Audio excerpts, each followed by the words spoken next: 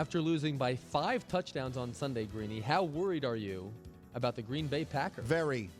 I'm very worried, and here's why. The bar is not set in Green Bay at winning a bad division. Yes, what they have going for them is it's a bad division. The Bears can't figure out their own quarterback situation. Minnesota lost to the Bengals. And the Lions had actually the most impressive, I guess, all things considered, showing of anybody in Week 1 by coming back as they did against San Francisco.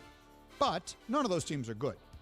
So the Packers will remain, by default, the best team in that division because they have Aaron Rodgers. But all along, I have thought to myself, if Rodgers, he's there for one reason, and well, he's there for 2 reasons. One of them is he couldn't get out. The other is, while he's there, he figures, all right, let's try and win a Super Bowl. Last Dance, Michael and Scotty, all that stuff. If they really aren't a championship caliber team, you know who'll know it is Aaron. And if he knows they aren't, I'll be very interested to see how this thing goes, right? He already knows he's going somewhere else next year. So how committed does everyone remain to each other in the event that they all figure out, maybe we win this division, at 9-8. Now, it's too early to say that. I don't know that that's going to be the case. But, boy, that was sobering. Sobering on Sunday. They got obliterated. They were terrible, and he was terrible. So how worried am I about them? I would say very. What was the next question? Greeny, Justin Fields played only 3 snaps on Sunday night against the Rams.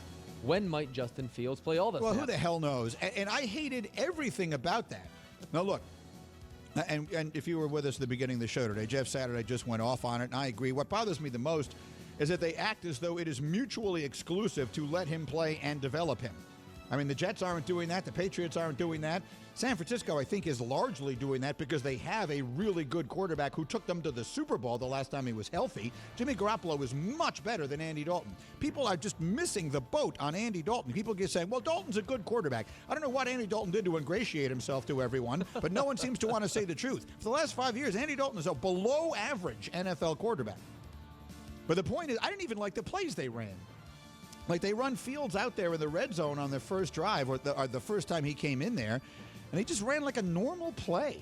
Like, just dropped back to pass, threw a short pass, and then ran back off the field. What the hell was the point of that? I don't like anything about what they're doing there. I don't think it makes any sense whatsoever. What's next? In a really, really tough loss on Sunday, Greeny, what did Baker Mayfield prove or disprove to you? This is what everybody is getting wrong. When I said I'm going to tell you what everybody is getting wrong, it's this. Baker Mayfield played great.